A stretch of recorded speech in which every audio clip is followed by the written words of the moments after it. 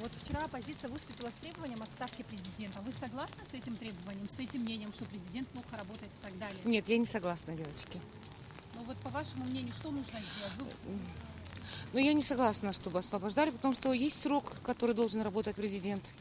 И потом люди, честно говоря, устали без конца. Один не нравится, второй не нравится. Я не знаю, кто им вообще нравится. Но пусть работает человек, прекрасно. Я вполне симпатии отношусь и просто думаю, что нужно время. Конечно, есть проблемы, о чем говорить.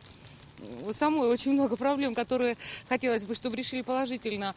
Вот, например, в отношении гражданства, что нам обещали и до сих пор не рассмотрели.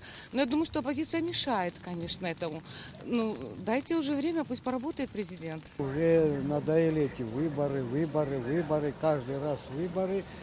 Пусть один доведет до конца свое дело, а потом видно будет. Каждый год выбирать, председатель колхоза тоже не выбирает. Нельзя так делать, в том, что правильно поступить, то, что имеет 5 лет, пускай отслужит, хорошо и плохо. Другой придет, посмотрим, как дальше жить придется. Я не согласен был с самого начала, когда Анкваба убрали. Надо было не ломать Конституцию. Если даже Анкваб самый плохой был бы, 2 года дать ему досидеть, а потом хоть на куски порвать. Вы нарушили, не вы, говорю, вы Конституцию нарушили, и отсюда все беды пойдут дальше цепью. Я считаю, что это ничего не надо, и все, уже надоело все, вот так передайте всем. Спасибо.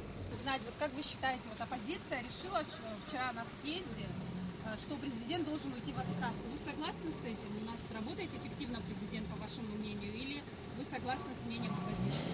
А что может сделать один президент? Скажите, пожалуйста, что он может один сделать, если вокруг люди, которые работают, не работают правильно? Я так считаю. Вот вчера оппозиция выступила с требованием отставки президента.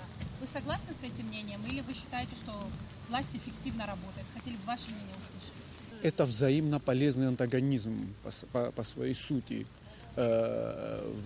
Значит, власть она находится в рабочем состоянии и выполняет свою функцию управления, внутреннюю и внешнюю. А значит, оппозиция, она является как бы фактором катализирующим, ускоряющим процессы, создающим определенные рамки, естественно, работы. И тут идет взаимно полезный антагонизм. Как бы зеркалом является на сегодняшний день политической работы, скажем, правительства. И в этом ничего такого нету. И нет какой бы, это, скажем, такой определенной там опасности. Это все нормально. Это в рамках дозволенного все работает. Лишь бы оно не переходило как бы в крайние вещи. Они вообще никому не помогают. И особенно Абхазия. Абхазия должна иметь свой курс, смотреть свою экономическую составляющую, интеллектуальную составляющую. А так везде работает. Лишь бы это было бы в рамках дозволенного. Я считаю, что президент – это законная власть, да, и пока у него есть срок, его нельзя свергать, потому что ему дано время, чтобы что-то сделать для страны.